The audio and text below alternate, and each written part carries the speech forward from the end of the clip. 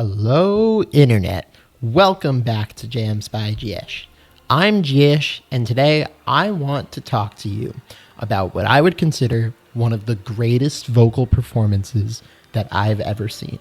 That is Céline Dion's performance of Hymne à l'amour by Edith Piaf to close out the opening ceremony of the Olympics. If you like this video, give it a like, comment, and subscribe. And without further ado, let's get into it.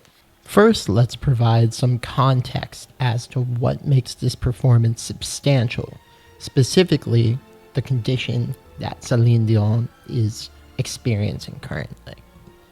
For decades, Céline Dion has been one of the most consistent vocal performers of our lifetime, really. Her ability to reach and belt at effortless high notes was incredible. But around 17 years ago, she began to experience voice spasms. And what this was an early symptom of stiff person syndrome, which she now has been diagnosed with. This means she has a heightened sensitivity to noise, touch, or emotional distress that can result in seizures. The flashing lights were a huge risk for her condition, and she had to retrain her singing technique in order to maintain her status as a performer. But she vowed that she'd return to the stage, whatever it took. The song that she performed, once again, was Hymne à l'amour by Edith Piaf, which is a song that was born out of heartbreak. It was composed after her lover was killed in a plane crash, and the song really explores the desperation of someone grieving, but also the true love that lasts past the death of someone and is always going to be part of grief. This is particularly prevalent in the minor breakdown of the song, even going so far as to say they'd renounced their country. And almost in a parallel manner, Céline Dion lost her husband and much of her older family.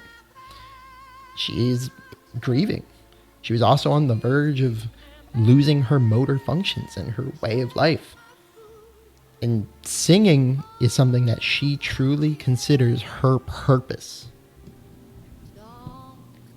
So, the stage has been set. The Olympics are in France. They ask Céline Dion to perform in her native tongue, French. It's raining. She's on the Eiffel Tower, and she begins to sing a love song to all of Paris, the city of love. I think that this song truly speaks to the endurance and the passion that France was trying to embody. And I think that it's something that all people can truly relate to, which I think made it a great choice to perform.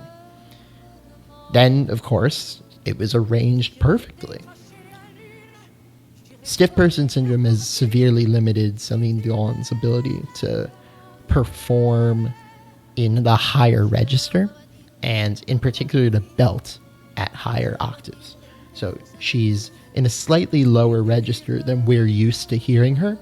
But to compensate for this, the arrangement, which is seemingly 100% live, has higher strings, woodwind, and a full epic piano ensemble, all in higher registers than typical, in order to balance out the mix.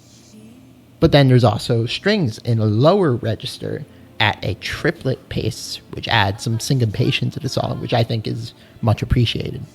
Beyond that, it's incredibly faithful to the original. Like, I listened to a recording of Edith Piaf performing it, and it's incredible how faithful that this orchestration was. But of course, what made it special was Dion's performance. Her voice is at home in the slightly lower key. The vibrato, the belting, it's all there. She seamlessly moves her voice around, providing several different tones. It's rich. It's rounded. She's projecting. There's some raspiness and distortion in some sections, and then she'll shift the power of her voice and belt at the drop of a dime. The clarity and consistency with which she enunciates is unparalleled. And then she just throws some vocal slides and little riffs in for fun. It's incredible. It genuinely is the best vocal performance that I can think of. But above all else, it's a story. It's magic, really.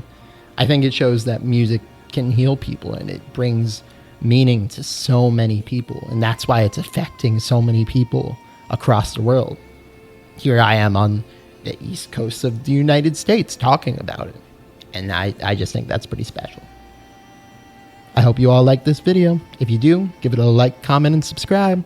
All right, that was Jams by Gish. Bye-bye.